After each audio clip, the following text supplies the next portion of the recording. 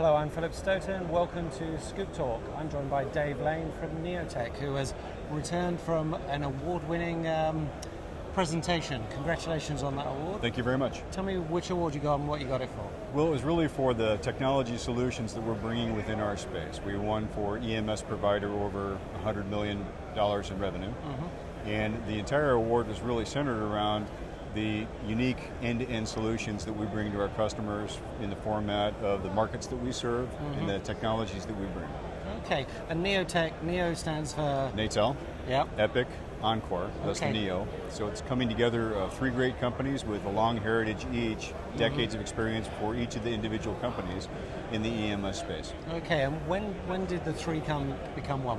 So the three came together as a single company in April of 2015, so 18 months ago roughly. Okay, so a relatively short time, so I can be forgiven for not knowing the name too well.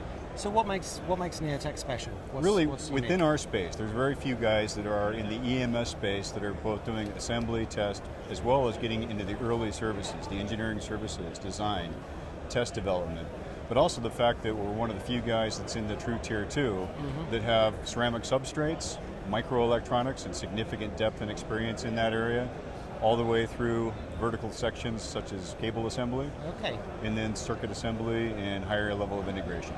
Okay, and the three companies, what did each company bring uniquely to the party? Very good. So the SMTAi really brings a long heritage in ceramic substrates and microelectronic assembly.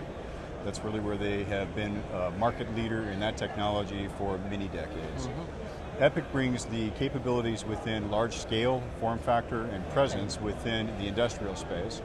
And then Encore brings the unique capabilities in our engineering services, a high focus on medical devices, and mil-aero. Okay, and the background to that group coming together, was it one acquiring the other two, or was it a third party saying, this is our vision for the market, let's pick up some companies to do that? So really, SMTAi had acquired Epic, I'm going to say 36 to 48 months ago, 3 or 4 years ago. And they were in the process of integrating that, getting tremendous synergies, getting great successes as they moved that business forward with the customers and customer satisfaction.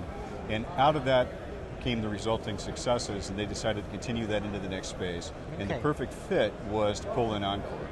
The amazing thing from our perspective is that pulling together those companies, even though we played in the same markets, we didn't really compete. We didn't have common customers or too much overlap from the standpoint of the markets that we played in, so it became very complementary as we brought the companies together. Yeah. So what did you end up with in terms of a facility footprint? How many facilities, where are they? Right now we're in 14 different locations.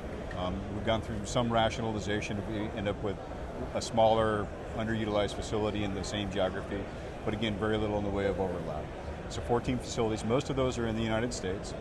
2 large factor operations, one in Tijuana, Mexico, the other one in Juarez, Mexico.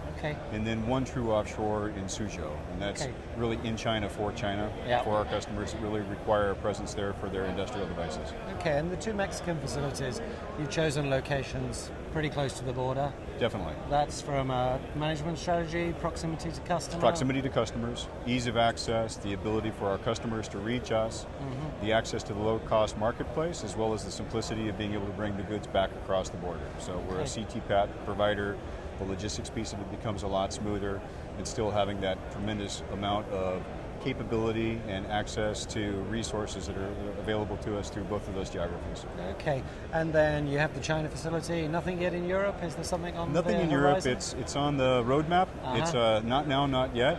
We're waiting to make sure that we're market-led by that. We want to make sure that there's really the need from the standpoint of our customers driving us there, rather than playing the if you build it, they will come kind of a model. Which used to work and maybe doesn't. Used to pretty well. Yeah. We want to make sure that it's market-led. Okay, well, fantastic. Thanks for the insight into the business. Congratulations again for the award, and I hope we can talk again soon. Thank you. Thank you. Appreciate it. Perfect.